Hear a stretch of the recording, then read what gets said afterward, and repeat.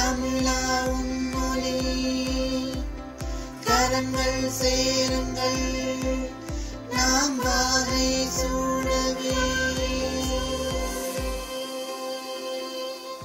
வாகை வான்வழி தமிழொலி ஒவ்வொரு நாளும் புதுவித நிகழ்ச்சிகள் உங்களுக்காக. கேட்டு கேட்டு மகிழுங்கள்.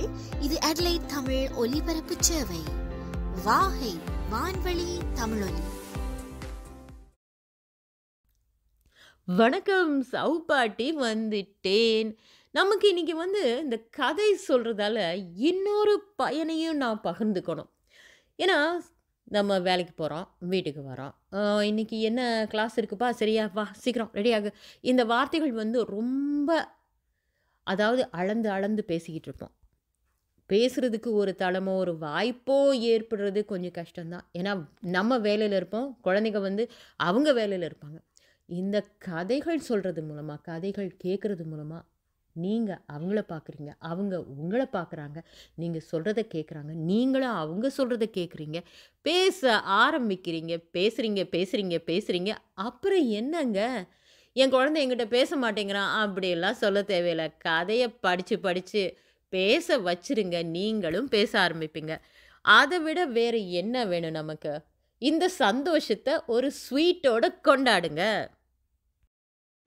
வணக்கம் நேர்களே, நீங்கள் கேட்டுக்கொண்டிருப்பது வாகை வானொலி. இது வான்வழி தமிழொலி.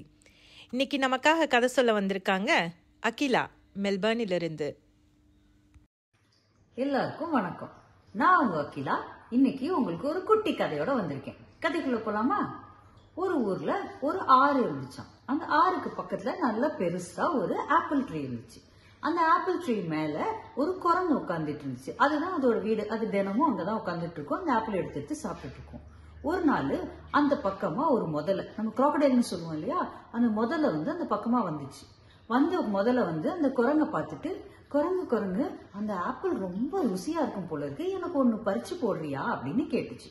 சரின்னு இந்த குரங்கும் ஒண்ணு பறிச்சு போட்டுச்சு. இந்த முதல்ல அதை சாப்பிட்டுட்டு, இது ரொம்ப ருசியா இருக்கு, எனக்கு இன்னும் கொஞ்சம் கூட அப்படின்னுச்சு. சரின்னு இந்த குரங்கும் ஆப்பிளை பறிச்சு போட்டுட்டு இருந்துச்சு. இதே மாதிரி இன்னைக்கு நடந்துச்சு, அடுத்த நாள் நாளைக்கும் வந்துச்சு, அடுத்த நாளும் வந்தது. தினமும் இந்த முதல்ல ஆப்பிள சாப்பிட்டுக்கிட்டே இருந்துச்சு. ரெண்டு பேரும் ரொம்ப நல்ல நண்பர்கள் ஆயிட்டாங்க. ஒரு நாள் அந்த முதல்ல, இந்த ஆப்பிள நான் என் மனைவிக்கு கொண்டு போய் கொடுத்துட்டு அவ என்ன சொல்றான்னு பாக்கலாம் அப்படின்னு சொல்லி எடுத்துட்டு போச்சு. மனைவியும் அதை சாப்பிட்டுட்டு, இது ரொம்ப ருசியா இருக்கே, இதுவே இவ்வளவு ருசியா இருந்தா இத பறிச்சு போடுற அந்த குரங்கோட இதயம் எவ்வளவு ருசியா இருக்கும், அதை போய் நீ கொண்டு வாயேன் அப்படின்னு சொல்லி இந்த முதலைய திருப்பி அனுப்பி விட்டுருச்சு.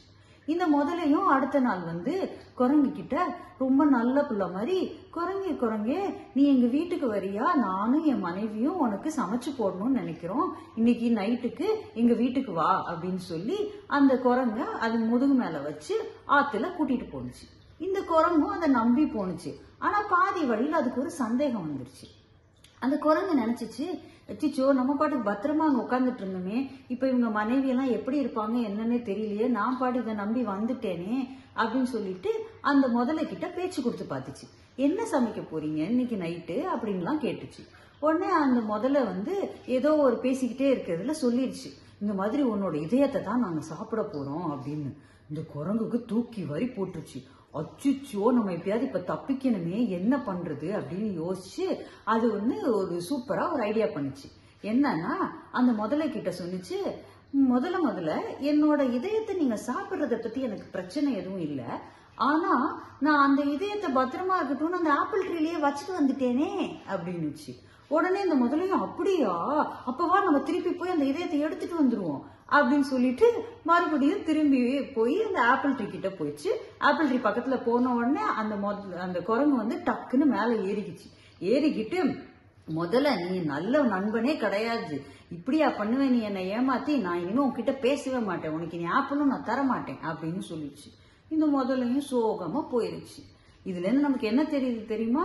நம்ம எப்பவும் நம்ம நண்பர்கள் எல்லாம் நம்ம ஏமாத்தவும் கூடாது, நம்ம எப்பவும் நல்ல நண்பர்களை தான் நம்ம எப்பவுமே பழகணும், நல்ல நண்பர்களோட தான் நம்ம பழகணும். சரியா பசங்களா? அடுத்த கதையில பார்ப்போம். பாய்.